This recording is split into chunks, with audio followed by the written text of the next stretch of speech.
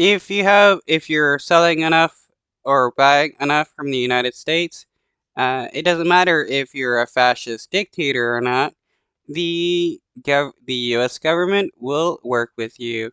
Prime Minister Modi is a big-time authoritarian fascist who has been attacking the free press there, and Biden seems to not care about that.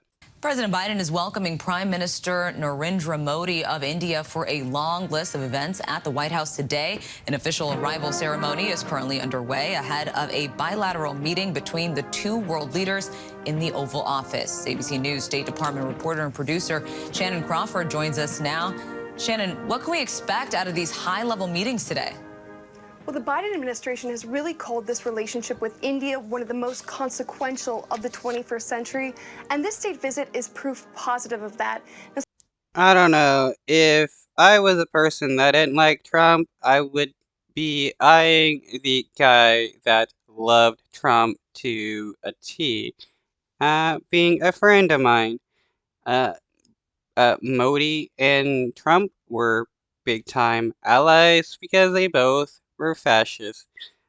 Trump loved Modi because of his attacks on the free press, and Modi loved Trump because of the same thing. State visits are usually reserved for America's most loyal allies. And today, while there'll be plenty of pomp and circumstance as we're seeing right now, there's also going to be really, we'll see them get down to business. We're going to see them set the stage for some important national security collaborations. Now, we expect that India will be announcing that it'll be able to manufacture American jet engines in that country. We expect to see India sign on to the Artemis Accords. Now, what those are is a mutual agreement on what the future of space exploration looks like. India's space program is making leaps and bounds. They expect to go to the International Space Station next year with NASA. So these will be some consequential agreements that could only build over time. This visit isn't without controversy. Human rights advocates and some U.S. lawmakers are questioning Biden's decision to host Modi today. Modi's 9-year tenure over the world's biggest democracy has been criticized as having a backslide in political, religious, and press freedoms. How will that? Yeah, Modi is turning the nation of India into a fascist nation, and for some reason, Biden wants to ignore all that because what uh, Modi's gonna buy a bunch of stuff from the United States, or we're gonna do some trading. So what is it? Just money that matters, and not actual human rights? You know, it's pretty funny. Biden pretends to be about human rights and tell he can benefit from a nation that is committing human rights violations.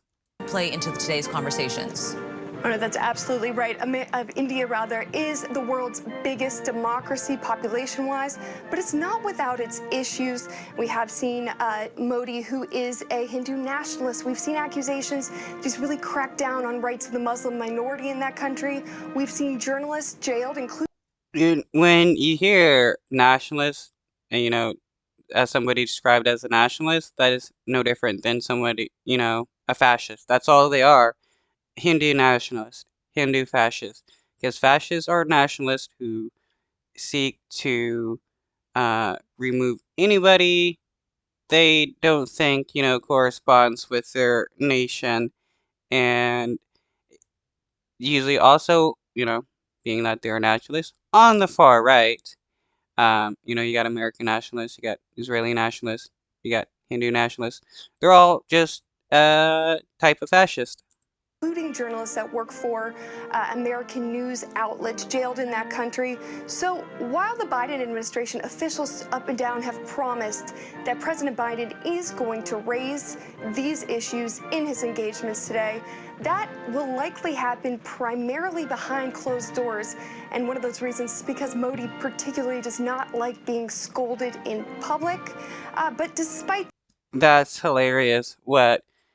He's this big bad dictator that's all about, uh, attacking journalists if they say something, if they criticize him publicly.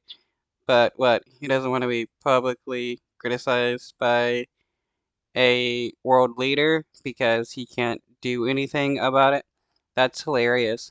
Biden shouldn't, pander to this dude and just talk to him uh, secretly about his human rights abuses. Do it publicly. Be uh, uh, be a person with a backbone. That the promises to put forth those issues. Now, President Biden is likely to face significant criticism. In fact, he already has faced criticism for this state visit.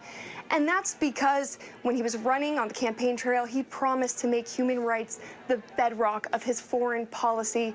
Now, I think what we're Yeah, again, people like Biden, corporate Democrats, they will lie through their teeth to get votes, and then once they get power, they go against all the promises that they made. Look at Obama.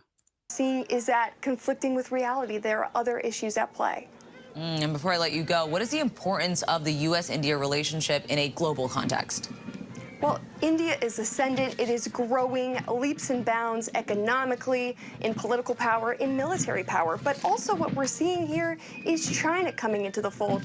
Now, India is committed to neutrality here. They don't want to be too closely aligned, but they are rivals with China. So the U.S. sees an area where they can be collaborating with India, pulling them a bit closer from adversaries like Russia, from these competitive relationships like the one the U.S. has with China. So if they can get India in their corner, even if they can cement up that relationship even further, they see that as a cornerstone of what that is going to look like, what combating China is going to look like headed into the next years and even decades to come.